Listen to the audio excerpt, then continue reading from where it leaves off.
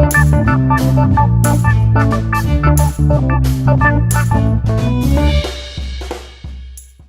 we're talking about oral health, and we're trying to come to a good enough answer as fast as possible. I tend to get obsessed about topics, and when I get obsessed about a topic, I really want to dive deep into it. And particularly this happens when I want to buy something. I really hate wasting money, and there's some sort of deontological sense that I have of wanting to get the best thing for the value. So I wanted to consider if I should buy an electric toothbrush or not. That's how all this research started, and then it kind of led down a rabbit hole to where we are now, where I've done a pretty heavy amount of research on a wide variety of things, all connected to oral health. So let's start with the kind of answer and then move through why we ended up there. I started off with a pretty typical toothpaste setup. Something like this, a cheap, buy a bunch of them from the dollar store kind of toothbrush, and a randomly chosen toothpaste that happened to have a picture of a tooth on it and suggested that it was more for cavity prevention than anything else. That is fluoride toothpaste, so I got that right at least.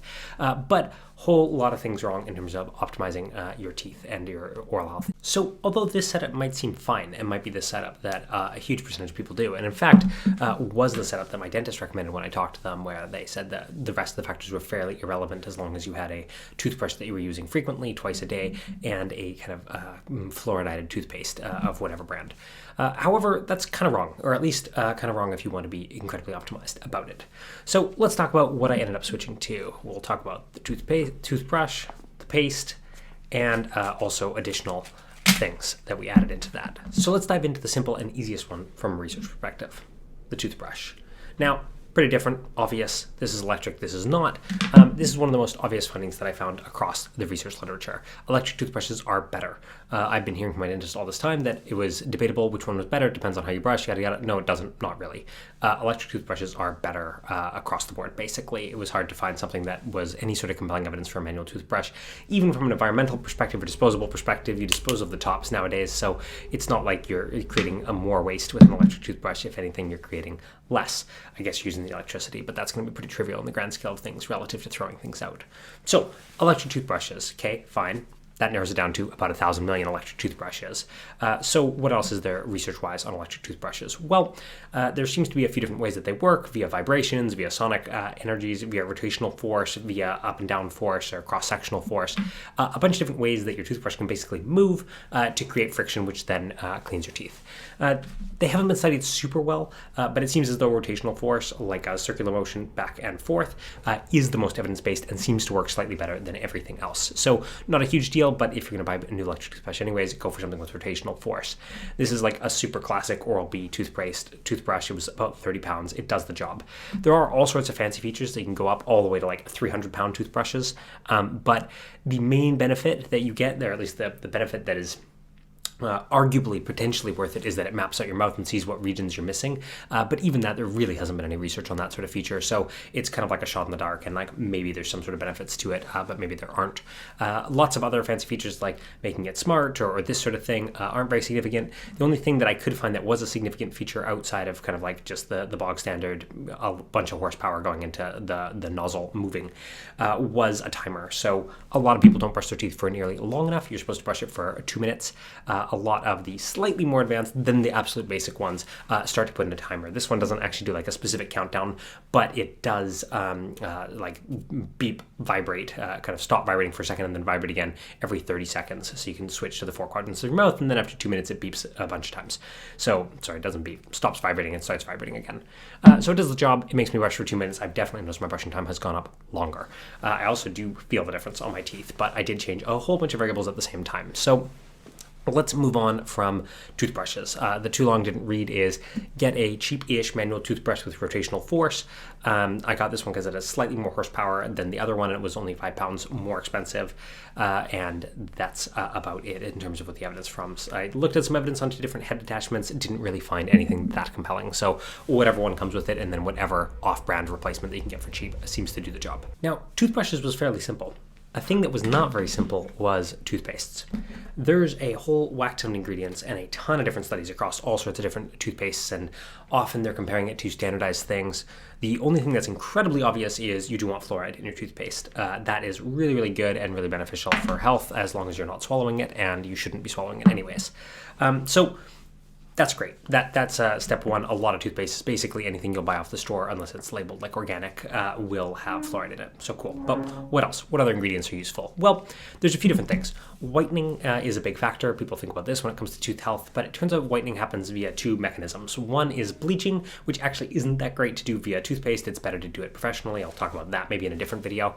But the other thing is friction. So adding a little bit of grittiness to toothpaste. You've probably used some toothpaste before that kind of feel harder or feel stronger. The advantage of that is they wipe away kind of more stuff and clean off the very top layer of your teeth, and it can make them whiter. So a lot of whitening toothpaste has this. The disadvantage is it's not that great for your teeth to chip away at them. A good heuristic across this whole thing is if your teeth hurt at all, you're probably using something too strong, whether that's pushing hard too down with the toothbrush or using a toothpaste that has too much of a whitening properties to it. So there are a few other additives that are positive and don't have sort of lasting effects. A lot of them have kind of some evidence and others have a little bit of evidence and that sort of thing. So I would love to find one that kind of had like 5 different ingredients, all which had some positive evidence and all was in the same toothpaste. That did not exist, so I kind of had to pick the one that seemed like the best bet. So what I ended up going with was this one, which has baking soda added. Baking soda is a kind of a granular grittiness that does add some whitening properties to it, as well as a kind of different mechanism of cleaning than the standard fluoride. And the main concern that people have with baking soda toothpaste is that it can have a bit of an aftertaste. This particular one does not, but higher ratio of baking soda toothpaste definitely would have a noticeable taste. And there even is a little bit of something in this one, but it's pretty subtle. I'm pretty picky when it comes to flavored tastes. So this is my recommendation for kind of like what to do in terms of upgrading your toothpaste. Basically just look for something that has a high enough fluoride count. 1,500 parts per million is kind of what you want to aim for, and then add some sort of baking soda ingredient. Zinc citrate and calcium carbonate are also minorly positive things, but the evidence wasn't quite as strong or robust as for baking soda. And it wasn't quite as easy to find a toothpaste that had at least the calcium carbonate aspect of it. The zinc citrate is pretty common, so that's another alternative to go for. If you don't like the baking soda taste, is you can go for something that has fluoride plus the zinc citrate. But getting the fluoride, that's the most important part by far. All right, toothbrush, toothpaste, that's it, right? No, it's just the tip of the iceberg, in fact. So let's go through a whole whack of things that I researched and various things that worked and did not work. So the first one that's going to come up is flossing. So there's a lot of mixed evidence on flossing, and it's hard to come to a conclusion on this. A lot of people recommend it, but when you look at the actual studies, they look kind of sketch, and they, the excuses of why they haven't been studied or why they haven't found effects is pretty weak. A lot of the excuses that one could use of why flossing doesn't have good evidence could also be used on, say, xylitol gum, which we'll talk about later, which has found much stronger effects. So I'm pretty skeptical of flossing. Is it net positive? Probably. Is it more valuable than, say, brushing your teeth for slightly longer? I'm not sold on that. By the way, you should be brushing your teeth twice a day, once in the morning, once at night. Very boring, but that does seem to be the best recommendation. While we're on the topic of things not really worth doing, tongue scrubbing, yeah, there are devices that do it. There are devices that do it better than a toothbrush, but the effects seem to last a really short period of time, 30 minutes to an hour, and then your mouth is the exact same, both in terms of odor and in terms of cleanliness. So it doesn't seem that valuable, but yeah, worth looking into just in case. Another note on flossing. This was consistent across the board for water flossing versus flossing with string versus little sticks that you use for flossing. All sorts of flossing stuff generally compared it to string-based flossing as the standard. They didn't compare it to anything else that you can do for tooth health.